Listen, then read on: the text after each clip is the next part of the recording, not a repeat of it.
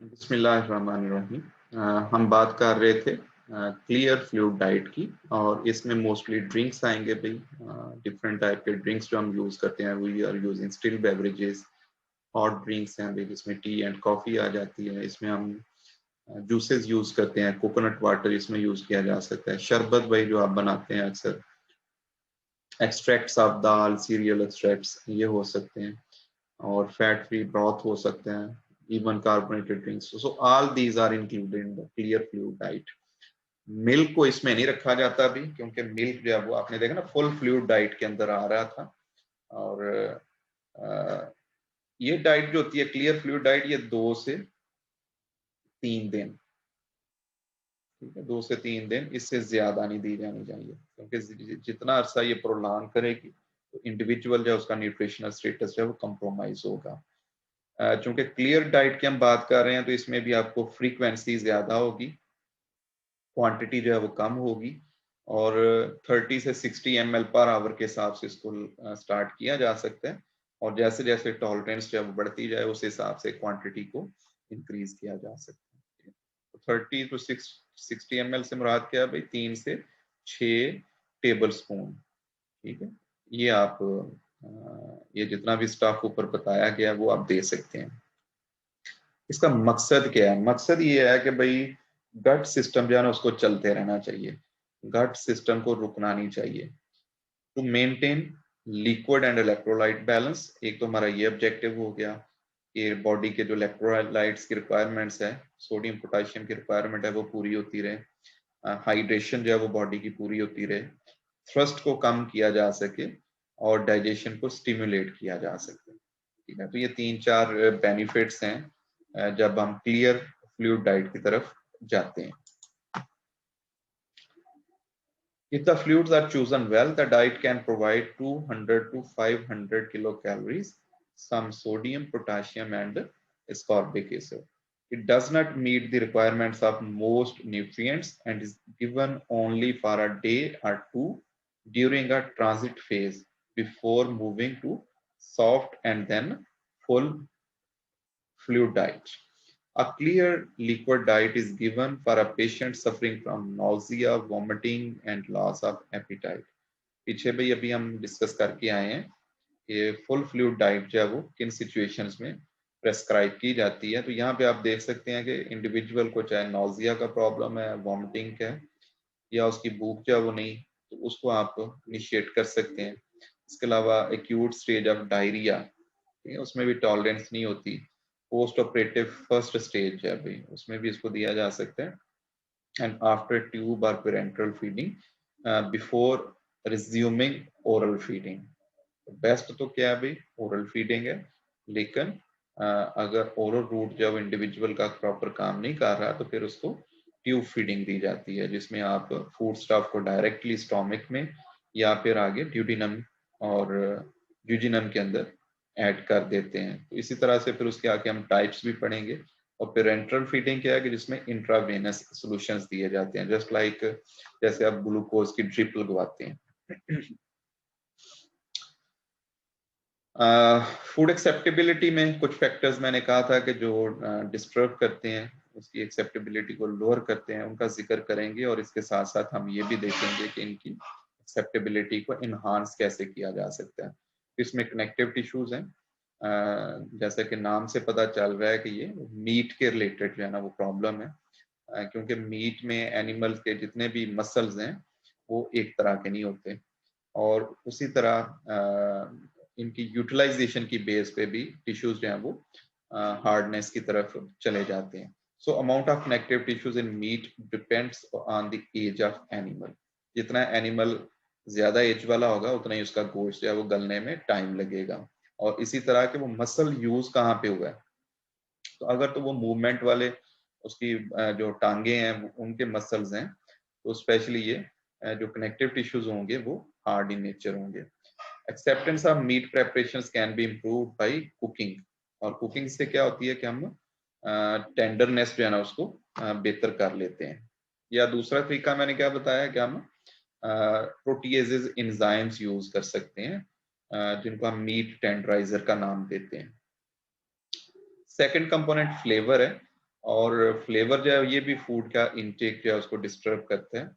कुछ वेजिटेबल्स ऐसी हैं which have strong flavour associated with them like onions, leeks, radish, beans, cabbage family में जितनी भी है, ब्रसल्स स्प्राउट्स हैं, कॉलीफ्लावर, ब्रोकली, टर्निप, ये स्पेशली कहते हैं कि भी इनको ओमिट किया जा सकता है। मे बी ये इरिटेशन का काम करें और पहले ही बंदा जो है वो नोजिया या वॉमिटिंग जो है उसको फेस कर रहा है। There is individual variation in patient's acceptance, hence the individual patient's preferences needs to be considered. So maybe एक बंदे को tolerate नहीं कर रही चीजें लेकिन दूसरा उसको tolerate कर रहा है. So selection will depend upon the patient's acceptance. Effect of spices on digestive system have been studied and it has been found that cinnamon, thyme, sage, paprika, ये कुछ यहाँ पे स्पाइसेस का नाम लिखा गया है। These do not have harmful effect. लेकिन कुछ स्पाइसेस ऐसे हैं कि जो बड़े हार्श इन सीवियरिटी हैं, like black pepper, chilli powder, cloves, mustard seeds, nutmeg, they have impact on gastric secretions. इनको हम गैस्ट्रिक इरिटेंट्स का भी नाम देते हैं, तो इनको अवॉइड किया जा सकता है। तो हम बात क्या कर रहे हैं, हम ये कह रहे हैं कि पेशेंट जो है ना उसको 2-3 दिन के लिए हम क्लियर लिक्विड डाइट पे रख रहे हैं और उसके बाद फिर हम उसको फ्लूइड डाइट पे लेके आ रहे हैं और फिर उसी तरह हम उसको मैकेनिकली सॉफ्ट डाइट पे शिफ्ट कर रहे हैं और सॉफ्ट डाइट से फिर हम उसको नॉर्मल हॉस्पिटलाइज्ड डाइट की तरफ लेके जाएंगे और फिर हॉस्पिटल से वो नॉर्मल डाइट पे शिफ्ट हो जाएगा। तो ये ट्रांजिशन फेजेस हैं जितनी भी, इसमें जहां जहां पे भी इरिटेंट्स आते हैं उनको आप जरूरत के हिसाब से मॉडिफाई करते जाएं, कम करते जाएं, तो अल्टीमेटली फूड की एक्सेप्टेंस को आप बेहतर करते जाएंगे। बेवरेजेस भाई जैसे टी एंड कॉफी, इसकी अगर हम बात करें तो इसमें 2-3 इश्यूज हैं। इनके अंदर टैनिन पाई जाती है, इनके अंदर कैफीन पाई जाती है, इसके अलावा इसमें क्लोरोजेनिक एसिड्स पाए जाते हैं, इसमें थियोब्रोमीन, ठीक है, कुछ ऐसे कंपोनेंट्स पाए जाते हैं कि जो इरिटेंट और स्टिमुलेंट्स का काम करते हैं। अब ये क्वांटिटी कितनी है, जस्ट आपकी इंफॉर्मेशन के लिए, माइल्ड कप ऑफ टी, और माइल्ड कप ऑफ टी किसको कहते हैं कि जिसमें आपने हाफ टी स्पून जो है ना, तकरीबन 2 से 3 ग्राम लीव्स जो है ना वो ऐड किए थे एक कप चाय बनाने के लिए। और स्ट्रॉन्ग जब हम कहेंगे ना कप ऑफ टी, तो इट मींस मे बी वो डबल आप अमाउंट इसमें लीव्स की डाल देंगे, 4 से 5 ग्राम डालेंगे। तो अगर माइल्ड कप की बात की जाए तो उसमें भी 0.05 ग्राम कैफीन पाई जाती है। जबकि टैनिन जो है ना वो डिपेंड करता है कि हमने इन्फ्यूजन कितनी देर के लिए की है, हम कितनी देर जो है ना वो कहवा जो है ना उसको बॉयल करते रहे हैं, कितनी देर एक्सट्रैक्ट उसमें से निकालते रहे हैं।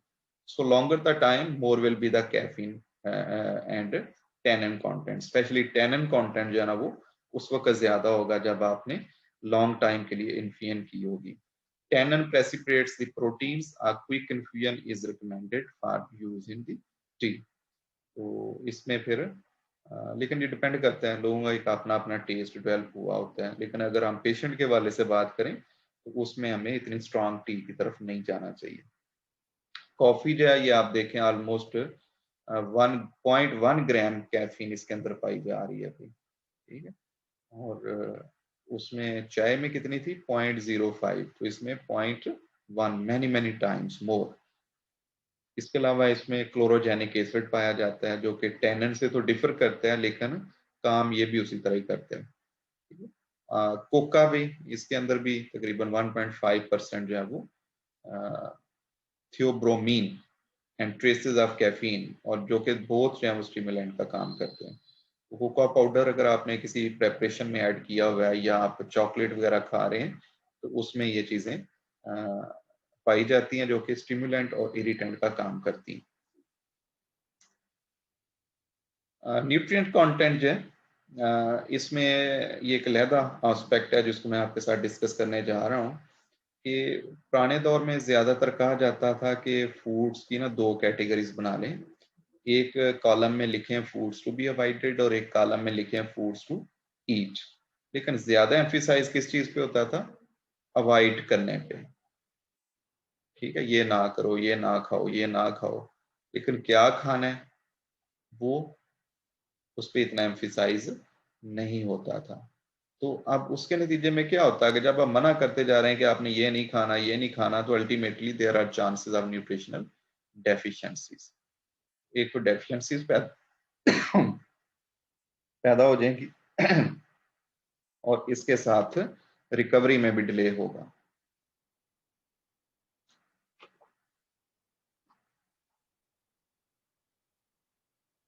अब ये न्यूट्रिएंट डेफिशिएंसीज को हम कैसे अवॉइड कर सकते हैं? By the proper selection and use of correct amount of foods in the diet, यानी कोई चीज छोड़े ना, ठीक है, और उनकी अमाउंट्स भी मैटर करेंगी। Foods from the first four groups may be used in amounts enough to meet or exceed RDAs।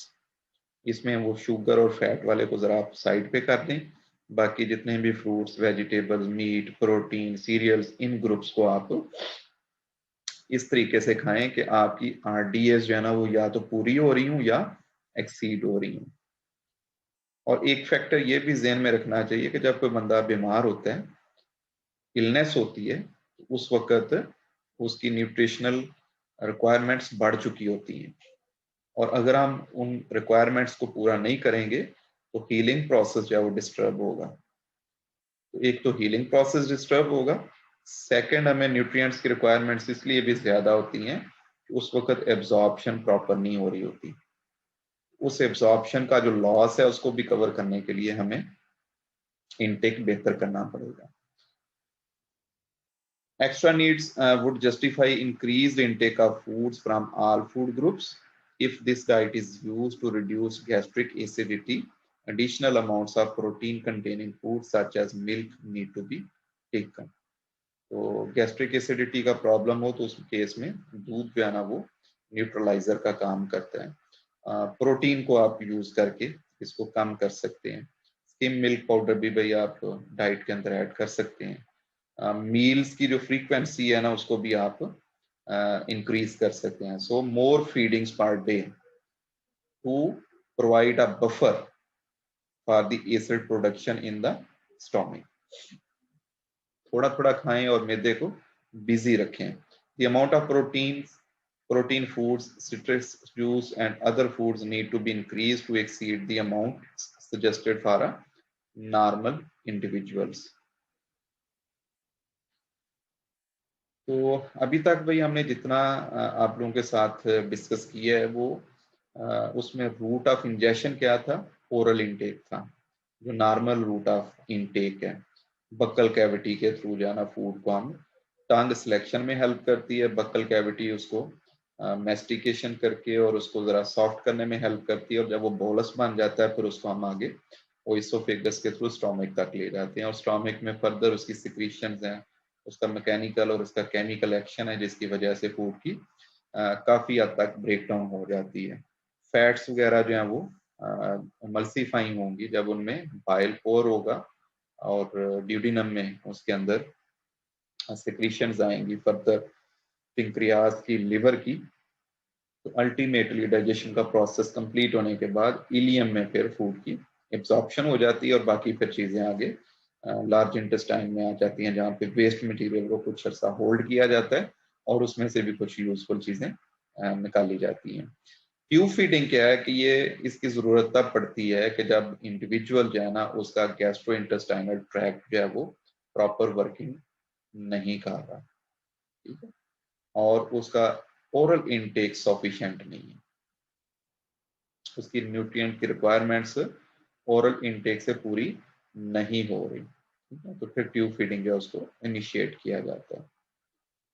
इसमें मैंने पहले भी आपसे बात की थी कि जो जीआईटी सिस्टम है ना उसको चलते रहना चाहिए। गैस्ट्रो इंटेस्टाइनल ट्रैक्ट जो है ना उसको, हाँ जहाँ पे वो डिस्टर्ब है ना उसको बाईपास कर दिया जाता है।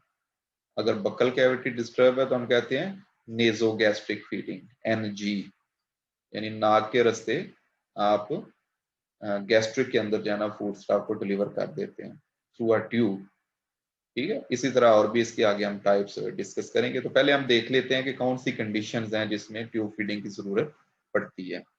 babies who have low birth weight and cannot suck,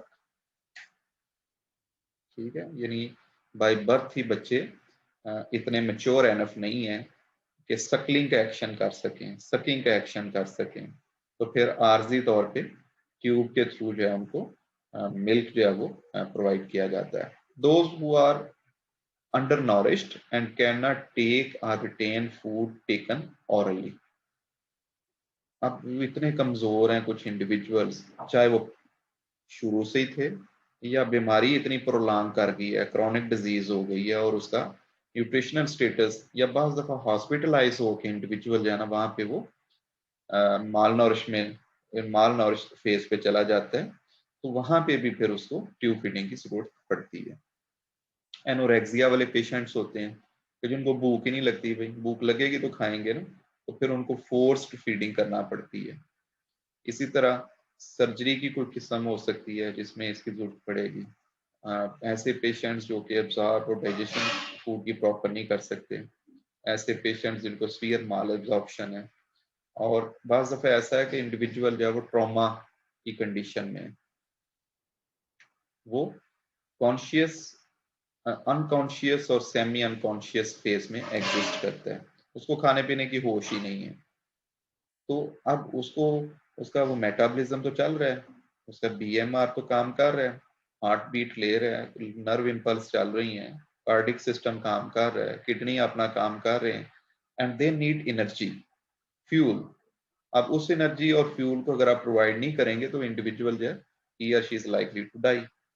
तो इस वाले केस में भी ट्यूब फीडिंग जो है ना वो एक आखिरी सोल्यूशन होता है भाई, ओनली सोल्यूशन जिसके थ्रू हम इंडिविजुअल की जो लाइफ लाइन है उसको मेंटेन रख सकते हैं। ट्यूब फीडिंग का एक और नाम भी भाई जेन में रखें, इसको हम इंटेरल फीडिंग भी कहते हैं, ठीक है। और इसमें नॉर्मल अगर आप रूट देखें तो ये इसको बाईपास किया जा रहा है, ओरल इनटेक आप डिस्टर्ब है, इसमें नेजोगैस्ट्रिक हो सकता है, ये नाक के रास्ते आप मैदे तक, ये नंबर 1 लिखा हुआ है भाई। नंबर 2 नेजो ड्यूडिनल, यानी नाक के रास्ते ही नाली आई है, मैदे से भी आगे चली गई है और ड्यूडिनम तक आ गई है, ये लिखा हुआ, ठीक है। और इसी तरह नेजो ज्यूजिनल, नाक के रास्ते मैदा भी बाईपास, ड्यूडिनम भी बाईपास और ज्यूजिनम तक चली जाएगी।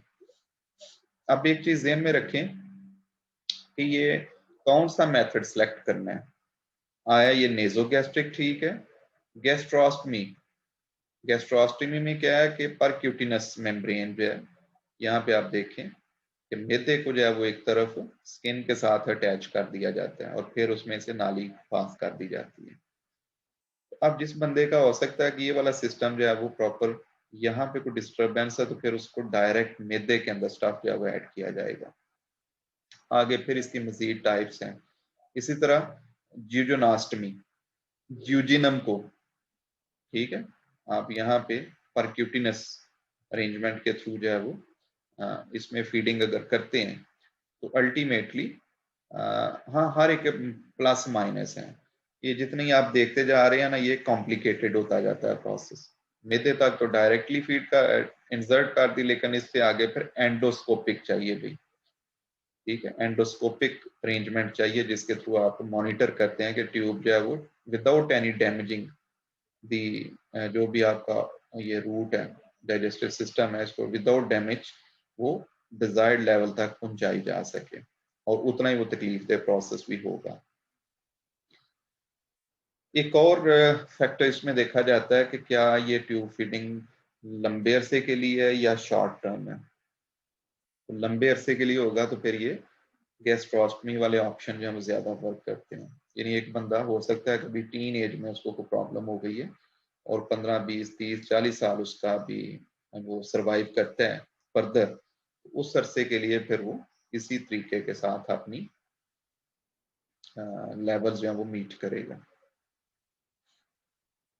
तो इससे आगे भाई इनको वन बाय वन हम डिस्कस करते हैं। इसमें फीड जो इसमें दी जाती है भाई, वो एक फार्मूला फीड कहलाती है, ठीक है, और बनी बनाई फीड्स भी अवेलेबल हैं। ऑफ कोर्स वो महंगी होंगी और उनके मुकाबले में आप फूड ग्रुप्स में से फूड को सिलेक्ट करके उनको उनका जो टेक्सचर है ना उसको आप मॉडिफाई कर लेंगे। उसको ब्लेंड करके अच्छे तरीके से आप उसको पोर करेंगे, ठीक है। आपने नेजल रास्ते के थ्रू उसको पोर करना है और उसको कन्वे करना है, उसको डायरेक्ट करना है कि वो मैदे तक चली जाए। तो फीड, चाहे वो आप नेचुरल बना रहे हैं या फार्मूला फीड यूज कर रहे हैं, एक एहतियात ये होनी चाहिए कि पेशेंट जो है उसको टॉलरेट जरूर करे। It should be well tolerated. बहुत ज्यादा उसमें लिक्विड ऐड कर देना, बहुत ज्यादा उसको मॉडिफाई कर देना, वो हो सकता है कि उसकी टॉलरेंस को डिस्टर्ब करे। Many types of formulas can be made or purchased to serve the purpose. Foods fed by tube may be natural liquid foods, यानी कुदरती तौर पे वो लिक्विड हैं, जैसे दूध है, जूसेस हैं। रॉ और cooked foods blended to liquid form are commercially made special formulated diets. ठीक है, तो ये 3 किस्म के ऑप्शंस हैं वो अवेलेबल हैं। So let's talk about the types of tube feeding, and first we will talk about the nasogastric tube. इसको NG ट्यूब भी बोलते हैं और इस फीडिंग को हम कहते हैं NG feeding. Tube feeding is in the feeding tube is inserted via the nose and exist in the stomach. बड़ा अच्छा इसमें डिपिक्शन है, आपको नजर आ रही है यहाँ पे, और ये स्टोमिक तक इसको एंड किया जाता है। Tube used via this route in adults can vary from fine bore tubes, ये उनकी भाई आगे डायमेंशंस आ गई हैं भाई, कितनी वो ट्यूब जो है वो मोटी होगी। Designed specifically for the feeding to the Ryle's type tubes, usually 12 to 16 francs in spore size, used for the aspiration. अच्छा, इसमें आप एक चीज ध्यान में रखें कि जैसे हम नॉर्मल खाना खाते हैं और फिर मैदे से बाज़ दफा आप देखते हैं ना कि आप गैस को रिलीज करते हैं, तो इसी तरह एस्पायरेशन की टर्म यहाँ पे यूज की गई है। अब ऐसी ट्यूब्स भी आ गई हैं कि जिसमें ये बार बार इंसर्ट करना निकालना भी प्रॉब्लमेटिक हो सकता है। तो अब क्या किया जा रहा है कि एक बड़े बोर की ट्यूब होगी, उसको इंसर्ट कर दिया जाएगा और उसके अंदर फिर एक स्मॉल बोर की ट्यूब जो वो फीड की जाएगी। तो जितनी बार भी फीडिंग की जाएगी उतनी बार इसकी वॉशिंग भी की जाएगी। और ये चीज बड़ी ज़हन में रखनी चाहिए कि लिक्विड की एक टिपिकल क्वांटिटी है जिसको आपने मैदे में शिफ्ट करना है। वॉशिंग का हर गिज मतलब ये नहीं कि जैसे आप कार धो रहे हैं तो उसी तरह जितना मर्जी पानी अंदर आप मैदे में फेंक दें। तो आपको नॉन क्वांटिटी जो है ना वो वॉशिंग के लिए भी यूज करना पड़ती है, और अगर ये प्रॉपर ना करें तो चोकिंग के चांसेस हैं, और जब भी ये चोक कर गई फिर उसको निकालना पड़ेगा। तो अगर आप एक परमानेंट टाइप की ट्यूब जो है वो पहले इंसर्ट कर लेते हैं और उसमें एक जो कह लें कि रिमूवेबल आप इंसर्ट करते हैं, और अगर चोकिंग हो जाती है तो आप उसको रिमूव करके दूसरी उसके साथ रिप्लेस कर सकते हैं। In some patients, particularly those in intensive care, a large bore tube may already be in situ in place when feeding is commenced. ये मैंने आपसे अभी शेयर किया। In this instance, the tube can be used to commence the feed, but should be replaced by a fine bore tube when the tolerance to enteral feeding is established. In adults, these tubes are usually 90 to 100 centimeter long. तो length इसलिए भी matter कर रही है कि उसको मैदे तक पहुंचना चाहिए। बहुत छोटी ट्यूब भी होगी तो स्टोमिक तक नहीं पहुंचेगी, और अगर वो लंबी ज्यादा हुई तो वो स्टोमिक में जाके फोल्ड हो जाएगी, तो वो प्रॉब्लमेटिक है। ठीक है, तो normally 90 to 100 centimetre long tube जो है ये यूज की जाती है। नेजोड्यूडिनल, जिसमें नेजल कैविटी को यूज किया जा रहा है लेकिन ड्यूडिनम तक उसको कन्वे किया जा रहा है।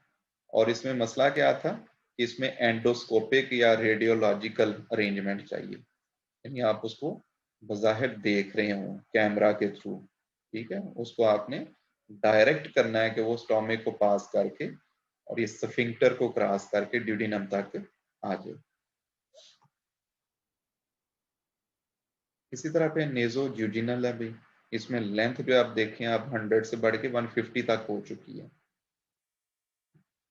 और इसमें ये बहुत रेयर केसेस में यूज की जाती है। ठीक है, ये कब के कौन से केसेस में होगी, स्पेशली जब मैदा भी जब डिस्टर्ब हो चुका है, मे बी स्टोमिक अल्सर है, तो आप उसको भी बाईपास करना चाहते हैं। नेजल कैविटी, स्टोमिक, ड्यूडिनम और ज्यूजिनम तक फिर उसको आप लेके जाएंगे। इस तरह की जो ट्यूब्स है ना, उसमें बाज दफा दो दो ट्यूब्स होंगी साइड बाय साइड। एक उसमें एक ऐसा पोर्ट होगा जो कि एस्पायरेशन पोर्ट का काम करेगा, ठीक है, ताकि जब आप फीडिंग कर रहे हैं और अंदर जो ट्रैप्ड गैसेज हैं उनको आप बाहर निकाल सकें। इसी तरह गैस्ट्रोस्टमी है, जिसमें गैस्ट्रिक सिस्टम को जो है आपने एक फीड ट्यूब फीड के साथ अटैच करना है। तो इसकी अरेंजमेंट जरा देखें भाई, ये दरमियान में मसल्स हैं, फिर ये स्किन है, तो ये आप समझ लें कि आप जो बेली एरिया है, स्टोमिक के करीब तरीन वाला जो एरिया है, उसकी ये स्किन की बात हो रही है यहाँ पे। उसका मसल्स और फैटी पोर्शन उसको और स्टोमिक को जरा खींच के उसके साथ लगा के फिर ये इंटरनल बलून्स और क्लैंप्स वगैरह जो है इनके थ्रू आपने इसको होल्ड कर देना, ठीक है, ताकि स्टोमिक जो है वो दोबारा अपनी जगह पे ना जा सके, उसको इसके साथ इंटैक्ट रहना चाहिए। और तकरीबन 2 से 3 हफ्ते में ये जो स्टोमा एक सुराख यहाँ पे बनता है वो हील अप हो जाता है, वो परमानेंट साइड पे चला जाएगा, ठीक है, जख्म वगैरह नहीं होगा वहां पे। और फिर ये कई कई साल जो है ना वो इंडिविजुअल्स इसी तरह अपनी जिंदगी गुजार देते हैं। तो ये मैंने यहाँ पे चीजें लिख दी हैं, इस एक्सटर्नल और इंटरनल फिक्सचर के थ्रू आप इसको होल्ड कर लेते हैं। ज्यूजिनास्टमी जो है उसमें ज्यूजिनम के साथ वही चीज है भाई, उसमें स्टोमिक नहीं आ पाया, इसमें ज्यूजिनम को आप उसमें, तो अब इसमें और ज्यादा एहतियात करनी होगी, इसमें बड़ा लिमिटेड क्वांटिटी में आप फूड जो है ना वो उसकी फीडिंग कर सकते हैं, क्योंकि स्टोमिक जो है वो तो होल्ड कर सकता है ना, तो ये होल्ड यहाँ पे आप इतनी ज्यादा फूड नहीं कर सकते। बाकी सेम अरेंजमेंट है जो कि आपने गैस्ट्रोस्टमी के अंदर देखी। अच्छा, इसी तरह इसमें गैस्ट्रो जिजोनास्टमी है। सिंपल जिजोनास्टमी में तो आपने ज्यूजिनम को लिंक कर दिया था ना स्किन के साथ, तो यहाँ पे आप देख रहे हैं कि ये स्टोमिक से होती हुई ज्यूजिनम तक पहुंच रही है और अप्रोच वही है, ठीक है? हाँ, इसमें एक गैस्ट्रिक एस्पायरेशन पोर्ट रखते हैं जिसके थ्रू यहाँ पे जो स्टोमिक में गैसेस वगैरह हैं उनको बाहर एक्सपेल करने में मदद मिलती है। ये गैसेस जो हैं वो ड्यूरिंग डाइजेशन प्रोसेस भी प्रोड्यूस हो सकती हैं, और जो ट्रैप्ड गैसेस जब हम सैंपल प्रेपरेशन करते हैं तो उसके थ्रू भी जा सकती हैं। अब बात करते हैं जी इसकी कंपोजिशन की। किसकी कंपोजिशन की? फीड की, कि जो हमने वहां पे फीड डालनी है उसमें एक तो बात हमने की थी कि ये नेचुरली लिक्विड फूड्स हो सकती हैं। नंबर 2, कोई भी फूड जिसको हम ब्लेंड करके ग्राइंड करके उसको हम लिक्विड में कन्वर्ट कर लेंगे। और तीसरी, ये कमर्शियल फार्मूलाज हो सकते हैं जो कि फार्मेसी पे अवेलेबल है। So the form of protein in the formula can be intact proteins, यानी मिल्क या एग प्रोटीन्स हैं, या प्रोटीन हाइड्रोलाइजेट्स हैं। हाइड्रोलाइजेट्स क्या है कि जो सोर्सेज हैं प्रोटीन के, उनको एक्सट्रैक्शन प्रोसेस से गुजारते हुए उनका प्रोटीन कंटेंट जो है उसको इंक्रीज कर लिया जाता है। आइसोलेट्स, ठीक है, कंसंट्रेट्स और हाइड्रोलाइजेट्स में मजीद उनको आप ब्रेक डाउन करके उनको उनके बेसिक कंपोनेंट्स में ले आते हैं। तो या तो ये इंटैक्ट प्रोटीन्स होंगी, तो डिपेंड करेगा कि पेशेंट की हालत कैसी है, क्या वो प्रोटीन को ब्रेकअप कर सकता है, क्योंकि ब्रेकअप होकर इसको अमाइनो एसिड में आना चाहिए, और अगर उसके अंदर ये एबिलिटी नहीं है फिर आपको उसको प्योर फॉर्म में पेप्टाइड्स और अमाइनो एसिड्स देते हैं। When the patient has normal enzymatic digestive function, intact proteins are included in the formula. But if there is a severe lack of enzymes or malabsorption, protein hydrolysates are used in the formula. तो protein के बारे में instruction आपके सामने मैंने mention कर दी है, intact versus हाइड्रोलाइजेट्स, और कब ये चाहिए होते हैं। Carbohydrates mostly in the form of glucose which are easily broken and absorbed. Starch or disaccharides, sucrose or lactose may also be used. Again, if they can have the enzymes to break down the starch or disaccharides. Lactose is avoided in many ready-made formulas because in some problems of absorption, lactose is not tolerated. Fats तीसरा macronutrient भाई आ गया, these are also used in the formulas and mostly vegetable oils, butter, lecithin, mono and diglycerides, medium chain triglyceride, MCTs are used. Formulas are fortified with vitamins and minerals to ensure the adequate nutrition. तो अगर आप खुद NG feed बना रहे हैं और उसमें आप फ्रूट्स एंड वेजिटेबल्स को ड्यू रिस्पेक्ट देते हैं तो अल्टीमेटली विटामिन मिनरल्स सप्लीमेंट्स की जरूरत नहीं पड़ती.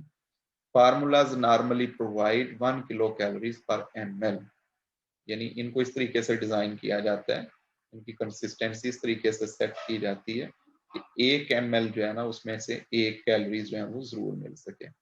Formulas are likely to be low in fiber unless enriched with the fiber. Osmolarity से मुराद क्या है अभी? वो जो लिक्विड हम बॉडी में डिलीवर कर रहे हैं उसके अंदर सॉलिड पार्टिकल्स कितने हैं. So basically osmolarity means number and size of particles पर केजी ऑफ वाटर. 1 किलो पानी के अंदर कितने नंबर हैं पार्टिकल्स के और उनका साइज क्या है. ठीक है, तो ये ऑस्मोलैरिटी को रेफर करता है. This is an important factor in deciding patient's tolerance. Isotonic formula, iso कहते हैं सेम को, ठीक है, यानी उनके अंदर जो कंसंट्रेशन है वो बिल्कुल सॉल्ट की कंसंट्रेशन यानी उनका साइज और नंबर उसी रेंज के अंदर होगा जिसमें बॉडी फ्लूइड्स भी हैं. ठीक है, तो आइसोटोनिक जो चीज बाहर से डिलीवर कर रहे हैं, जो चीज ऑलरेडी अंदर एग्जिस्ट करती है, both are with the same osmolarity. So they have more tolerance ability. And hyperosmolar, hyper means high, यानी जो आप बाहर से फीड दे रहे हैं उसके अंदर उसकी ऑस्मोलैरिटी जो है वो हाई है एज कंपेयर टू जो बॉडी के अंदर फ्लूइड्स हैं. So ultimately it may cause rapid movement of fluids and electrolytes across the cell membrane if these are introduced in the intestine. Any formula which has a high level of electrolytes has high osmolarity. यानी जितने उसके अंदर salts ज्यादा होंगे उतने ही उसकी osmolarity high होगी. Thus glucose and sucrose have higher osmolarity than the complex carbohydrates, क्योंकि इनमें नंबर और पार्टिकल साइज में वो ज्यादा होगा. Free amino acids have high osmolarity than intact proteins and fat has little effect. It is good to remember that carbohydrates have the greatest influence on the osmolarity because they are digested very rapidly. Commercially जो available formulas हैं भाई उनमें इन्हीं चीज़ों को ध्यान में रखते हुए कुछ डिफरेंट फार्मूलाज जो डेवलप किए गए हैं. तो बैलेंस्ड कंप्लीट फार्मूला अवेलेबल है भाई. These are made from ordinary foods और baby foods by blending them. These can be made at home और इन हॉस्पिटल. तो बैलेंस्ड कंप्लीट फार्मूला या तो बेबी फूड लेके उसको लिक्विड फॉर्म में कन्वर्ट कर लें या डिफरेंट फूड्स को लेके उनको अच्छी तरह ब्लेंड करके प्रोवाइड करेंगे. तो this will be balanced complete formula. A milk based formula is prepared from cow's milk with addition of pasteurized eggs, a source of carbohydrate and supplements of vitamins. Lactose free formula जिसमें lactose नहीं होगा भाई, और specially जो lactase ना रखने वाले individuals हैं या लैक्टोज सेंसिटिव पेशेंट्स हैं उनको हम दे सकते हैं. Speciality formulas, these are made for specific conditions with the needed adjustments in nutrient content. For example, high fat and low carbohydrate formulas are made for pulmonary conditions. तो जो pulmonary conditions वाले patients हैं उनको high fat लो carbohydrate formulas provide किए जाते हैं. इसी तरह फिनाइल कीटोन्यूरिया, ठीक है, जिन इंडिविजुअल्स के अंदर ये एबिलिटी नहीं है कि वो फिनाइल एलानीन को डाइजेस्ट कर सकें, उनको फिर फिनाइल एलानीन फ्री फार्मूला दिया जाता है. इसी तरह ट्रॉमा और liver disease, a formula low in aromatic amino acids and high in branch chain amino acids is given because they have the healing impact. तो लिवर पेशेंट्स को branch chain amino acids वाला formula जो है वो refer किया जाता है.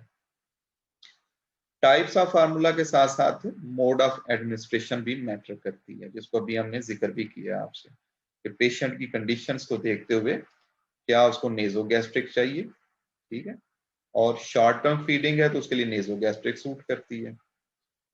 और इसी तरह अगर फीडिंग जो है वो लॉन्ग टर्म हो जाए, ठीक है, when there is injury to the esophagus or for long term tube feeding, a gastrostomy tube may be surgically inserted into the stomach. This route is not suitable for patients with unchecked vomiting or where gastric emptying is disturbed. Jejunostomy tube may be used when the stomach must be bypassed. The feeding can be continuous or intermittent. Intermittent क्या होती है? वक्फे वक्फे से पे. Feeding patients permits patients to move about. Like all other diets, diluted formulas are fed in the beginning and gradually concentration is increased to full strength. The rate of feeding is begun slowly and then increased gradually. This decrease the possibility of diarrhea. The patient's bed is raised. यानी सराहना वगैरह भी रखा जा सकता है और bed को भी रेज किया जा सकता है while feeding to reduce the chance of air block. अच्छा, अब ये लॉन्ग टर्म अगर एक इंडिविजुअल है, इसी तरह उसने लाइफ गुजारनी है, तो फिर उसको होम ट्यूब फीडिंग जो है वो सजेस्ट की जाती है. मतलब रहनी तो वो ट्यूब फीडिंग है, लेकिन उसमें फिर घर वालों को जो है वो ट्रेंड कर दिया जाता है और कुछ इंडिविजुअल्स खुद इतना ट्रेंड हो जाते हैं कि वो खुद ही अपनी फीडिंग तैयार करते हैं और फिर उसको सिरिंज के थ्रू जो है ना वो पुश करके इसको सिस्टम के थ्रू जो है वो आगे डिलीवर कर देते हैं. स्पेशली गैस्ट्रोस्टमी वगैरह में ये ज्यादा सूट करती है. तो पोर्ट खोली और वहां पे वो फीड डाल दी और फिर पोर्ट बंद कर दी और इसी हिसाब से जो है वो वॉशिंग के बाद बंद कर दिया. नेक्स्ट फीड के टाइम पे फिर उसी तरीके से जैसे हम माउथ के थ्रू वो खाते हैं उसी तरह वो फीडिंग के थ्रू जो है वो स्टफ लेते हैं. Long term tube feeding can be given at home with guidance from the healthcare team. The care provider needs to be given instructions about how to maintain sanitation and hygiene in handling feeds and the equipment used. इसके साथ साथ भी एक और feeding का method जिसको हम parental nutrition कहते हैं, तो इसमें टीपीएन का वर्ड यूज किया जाता है और इसमें प्योर फॉर्म में डेक्सट्रोज और इसी तरह electrolytes, amino acids, fatty acids ये यूज किए जाते हैं. इसको इंट्रावेनस ड्रिप भी कहते हैं, आईवी इंट्रावेनस ड्रिप्स, ये इस फॉर्म में मोस्टली अवेलेबल होती है. लॉन्ग टर्म नहीं इसको सस्टेन किया जा सकता, इनकी कास्ट भी काफी ज्यादा होती है. तो एक इसमें एक स्पेशलाइज्ड इंट्रावेनस कैथेटर जो है वो प्लेस कर दिया जाता है यहाँ पे लार्ज वेन में और फिर उसके अंदर जो है वो जिस तरह आप ड्रिप्स वगैरह लगाने के लिए ना एक टेम्प्रोरी अरेंजमेंट कर लेते हैं. तो डिफरेंट ऑप्शंस अवेलेबल हैं जिधर जिधर इसको इंसर्ट किया जा सकता है, लेकिन ये ज्यादा लॉन्ग टर्म अगर मसला हो तो फिर ये इंट्रावेनस कैथेटर जो है वो large when in the chest और आर्म, ठीक है, वो ज्यादा सूट करता है. टीपीएन में भाई इसमें सॉल्यूशंस जो हैं वो प्योर फॉर्म में मैंने जिक्र किया कि ये यूज किए जाएंगे और अमाइनो एसिड्स हैं जो कि प्रोटीन की रिक्वायरमेंट्स को पूरा करते हैं. इसी तरह डेक्सट्रोज सॉल्यूशन है जो कि कार्बोहाइड्रेट्स और स्पेशली एनर्जी की रिक्वायरमेंट्स को पूरा कर देता है. और इसी तरह फैटी एसिड्स जो है ना वो एसेंशियल फैटी एसिड्स डिलीवर किए जाते हैं. वाइटामिन मिनरल्स जो हैं वो भी और इलेक्ट्रोलाइट्स जो हैं उनको उनका भी. तो बेसिकली ड्रिप के थ्रू जो है ना वो आपने स्टफ जो है वो प्रोवाइड करना है. Patient should be helped to return to oral feeding as soon as possible as TPN is expensive and can lead to a number of complications if not given properly. इसी तरह इसकी भी अब होम केयर की बात कर लेते हैं. Family could be guided to take care of patients nutrition at home. Thus, over 25% of the nursing home residents could be taken care of home. There is a need to set up home health care services to reduce the need of the institutional care. These are the reference books which I have consulted for the preparation of this lecture. Thank you all.